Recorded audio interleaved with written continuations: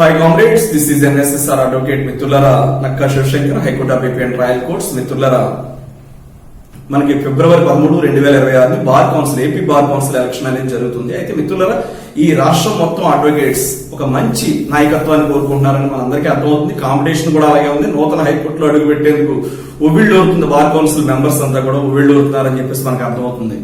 ఏదైతే నూతన హైకోర్టు నిర్మాణం అవుతుందో 2029 కల్లా నూతన హైకోర్టు రెడీ అయిపోతుంది. కాబట్టి అందులో మన వంతు పాత్ర పోషించాలని చెప్పేసి ప్రతి మెంబర్ కూడా, ఎవరైతే కంటెస్టెంట్ ఉన్నారో ప్రతి ఒక్కరు కూడా ఎంతో ఆశావాహంగా అంతా ముందుకు వెళ్తున్నారు. వారి యొక్క ప్రయత్నాలన్నీ కూడా వారి యొక్క శక్తి మేరకు వారు చేస్తున్నారు.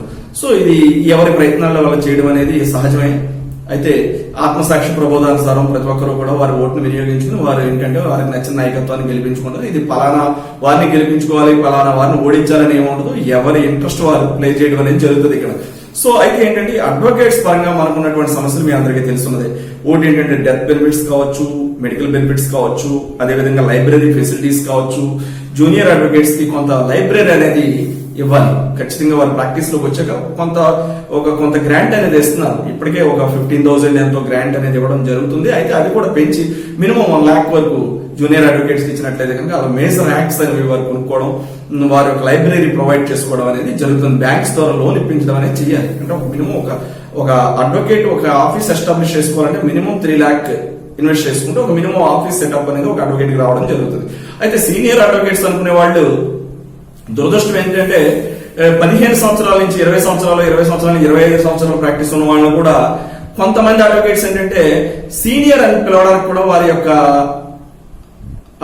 వారు ఆత్మన్యూనతాభావంతో ప్రదర్శించడం అనేది జరుగుతూ ఉంటది. అంటే వారు పిలవలేరు అలాగే. అంటే ఇక్కడ జూనియర్ సీనియర్ అనేది ఒక చిన్న డిస్క్రిమినేషన్ ఉన్నప్పటికీ కూడా ప్రతి జూనియర్ ఒక సీనియర్ అవుతాడు. భవిష్యత్తులో ప్రతి జూనియర్ ఒక సీనియర్ అవుతాడు. ప్రతి సీనియర్ ఒక జూనియర్ లెవెల్ నుంచి పైకి వచ్చినవాడే. సో కాబట్టి ప్రస్తుతం అడ్వకసీ అనేది చాలా కష్టకాలంలో ఉందని చెప్పేసి నా భావం. ఎందుకంటే వీరికి ఒక మంత్లీ శాలరీ అనేది లేదు. వీరు హెల్త్ బెనిఫిట్స్ అనేది బార్ కౌన్సిల్ కొంత వారు పే చేస్తే అడ్వకేట్ జరుగుతుంది. అది కూడా ఇప్పుడు కొన్ని హడిల్స్ వల్ల సరిగ్గా జరగడం లేదనేది నా పర్సనల్ ఒపీనియన్. సో ఖచ్చితంగా మనకి ఏంటంటే హెల్త్ కార్డ్స్ బార్ కౌన్సిల్ మనకి ఏదైతే ప్రైవేట్ వైద్యం చేయించుకుని మనం ఆ బిల్స్ మళ్ళీ బార్ కౌన్సిల్ కి పంపించి వారు అప్రూవల్ చేయడం, ఇది కాకుండా ఒక హెల్త్ కార్డ్స్ ప్రొవైడ్ చేస్తే ఆ కార్డు తీసుకెళ్తే ఒక గవర్నమెంట్ ఎంప్లాయీ ఏ విధంగా ట్రీట్మెంట్ జరుగుతుందో ఆ విధంగా ట్రీట్మెంట్ జరిగే విధంగా అడ్వకేట్ కూడా ఒక హెల్త్ కార్డ్ అనేది bar council, AP bar council వారు ప్రొవైడ్ చేయాలి అన్నది నా పర్సనల్ ఒపీనియన్. ముఖ్యంగా ఆరోగ్యం అని money is important, but life is more important. Money is important, but life is more important. కాబట్టి మనం బతికుండాలి. కాబట్టి ముందు బతకాలి. మిగతా బెనిఫిట్స్ కంటే ముందు బతికుండాలి. ఇవి పొందాలంటే, వేరే బెనిఫిట్స్ పొందాలంటే ముందు మనం బతికుండాలంటే మనకు బతకడానికి కావాల్సినటువంటి సోర్సెస్ బార్ కౌన్సిల్. అంటే మన వృత్తి ఏదైతే వృత్తి ఉందో, ఈ వృత్తికి తల్లి లాంటిది ఏదైతే మనకి బార్ కౌన్సిల్ ఉందో, ఆ బార్ కౌన్సిల్ మీ అడ్వకేట్స్ అందరినీ వారి సొంత బిడ్డల కింద చూసుకుని వారికి ఫస్ట్ ఒక హెల్త్ కార్డ్ అనేది ప్రొవైడ్ చేసి ఆ హెల్త్ కార్డు తీసుకెళ్తే హాస్పిటల్లో వైద్యం అందేటట్టు, ప్రైవేట్ హాస్పిటల్స్ లో వైద్యం అందేటట్టు, ఆ తర్వాత ప్రైవేట్ హాస్పిటల్స్ బిల్స్ క్లెయిమ్ చేసుకుంటే బార్ కౌన్సిల్ ఒక కమిటీ దాన్ని వెరిఫై చేసి వారికి ఆ బిల్స్ శాంక్షన్ చేసే విధంగా ఒక ఫెసిలిటీ అనేది ప్రొవైడ్ చేయాలన్నది నా పర్సనల్ ఒపీనియన్. ముఖ్యంగా నెక్స్ట్, మహిళా అడ్వకేట్లకు కానీ మెయిల్ అడ్వకేట్లకు కానీ చాలా ప్రాబ్లమ్స్ ఉంటాయి. అంటే ముఖ్యంగా మహిళా అడ్వకేట్లు వచ్చినట్లయితే కనుక వారికి ప్రత్యేకమైనటువంటి ఫెసిలిటీస్ ప్రొవైడ్ చేయాల్సిన అవసరం ఉంది. ఇది ప్రత్యేకంగా దీనికోసం హైకోర్టులో, సుప్రీం కోర్ట్స్ లో కూడా రిట్స్ ఫైల్ అయింది. ఆ రిట్స్ పరంగా వచ్చినటువంటి జడ్జిమెంట్స్ అమలు చేయాలని చెప్పేసి నేను కోరుకుంటున్నాను. అదేవిధంగా మిత్రులారా, ఇప్పుడు ఎక్కడైతే కోర్ట్స్ ఈ స్టేట్ లో మనకి లేవో ఆ కోర్ట్స్ భవనాల నిర్మాణానికి వేగవంతం చేసేటట్టు నూతనంగా ఎవరైతే ఇప్పుడు బార్ కౌన్సిల్ కి ఎలక్ట్ అవుతున్నారో వారందరూ కూడా కృషి చేయాలి. నూతన బార్ కౌన్సిల్ చైర్మన్ గారు కూడా కృషి చేయాలన్నది నా పర్సనల్ ఒపీనియన్.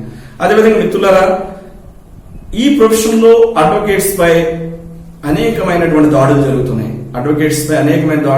వీరికి రక్షణ చట్టంతో పాటు ఖచ్చితంగా వీరిని ఒక అడ్వకేట్ ని ఇల్లీగల్ యాక్టివిటీస్ లో పార్టిసిపేట్ చేయకుండా అతని మీద ఏ విధమైనటువంటి ఇల్లీగల్ చర్యలు జరిగినా కూడా ఖచ్చితంగా అతనికి ఒక రక్షణ కవచం అనేది బార్ కౌన్సిల్ ప్రొవైడ్ చేయాలి. రక్షణ చట్టంతో పాటు ఇమీడియట్ గా బార్ కౌన్సిల్ నుంచి ఒక స్టేట్మెంట్ అనేది రావాల్సిన అవసరం ఉంది.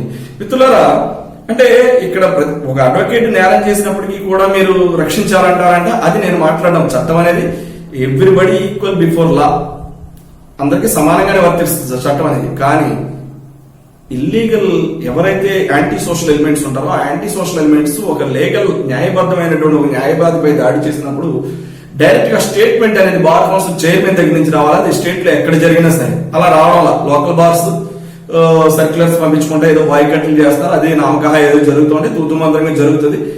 అదేదో రిక్రియేషన్ పీరియడ్ లా ఉంటుంది అది. సో ఇది అలా. అదేవిధంగా అడ్వకేట్ వెల్ఫేర్ స్టాంప్స్ అనేవి చాలా విపరీతంగా ధరలు పెంచడం జరిగింది. సో ఆ వెల్ఫేర్ స్టాంప్ యొక్క ధరను తగ్గించడం అనేది చాలా ఇంపార్టెంట్.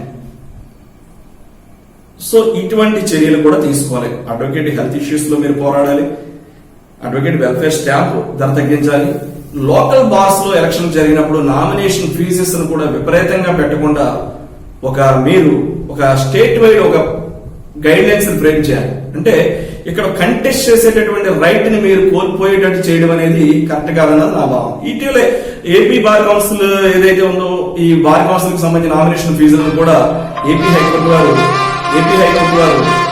వారు ఏం చేశారంటే వారి తీర్పు ద్వారా డిడక్ట్ చేయడం జరిగింది, ఆ యొక్క నామినేషన్ ఫీజును తగ్గించడం జరిగింది. ఇలాగే local bar council local bars లో కూడా జరిగేటటువంటి ఎలక్షన్స్ లో కూడా నామినేషన్ వేయడానికి పెట్టేటటువంటి నామినేషన్ ఫీజెస్ ని సామాన్యుడు అతి చిన్న న్యాయవాది అంటే ఆర్థికంగా చిన్న న్యాయవాది అని చెప్పడం తప్పేమో, ప్రతి న్యాయవాది అఫోర్డబుల్ ప్రైస్ అంటే అతి తక్కువ ఫీజుల్లో అతనికి కంటెస్ట్ చేసేటటువంటి రైట్ ఇవ్వాలి. సో నేను గమనించినంత వరకు ఏంటంటే ఎక్కువ ఫీజులు పెడితే తక్కువ మంది కంటెస్ట్ చేస్తారంటే అది సంకుచిత స్వభావం అని చెప్పేసి నా ఫీలింగ్. ఎందుకు అలా జరుగుతుంది? రైట్ మనం ఫైట్ చేయడం అనేది, పోటీ చేయడం అనేది మన యొక్క రైట్. అటువంటిప్పుడు మీరు ఫీజుతో దాన్ని ఎందుకు నియంత్రించాలనుకుంటున్నారు? ఇప్పుడు అలా నియంత్రించాలనుకుంటేనే కదా హైకోర్టు వారి తీర్పులో నామినేషన్ ఫీజులు తగ్గించారు బార్ కౌన్సిల్ ఎలక్షన్ లో. సో ఇదంతా కూడా ఒక లాని ఫ్రేమ్ చేసుకుని లాని బేస్ చేసుకునే కదా తీర్పు రావడం జరిగింది మనకి. అంటే అది లోకల్ బార్ ఎలక్షన్స్ కూడా అమలు జరుగుతుంది కదా. సో ఇవన్నీ కూడా మీరు దృష్టిలో పెట్టుకోవాలి. ఎవరు ఎలక్ట్ అయినా సరే, బార్ కౌన్సిల్ కి ఎవరు ఎలక్ట్ అయినా సరే ఖచ్చితంగా రాబోయే నూతన హైకోర్టులో మీరు అడుగు పెడుతున్నారు. నూతన హైకోర్టులో అడుగు పెట్టి న్యాయవాద వృత్తిని బతికించాలి, న్యాయవాద వృత్తికి మళ్ళీ పునరుత్తేజం తీసుకురావాలి.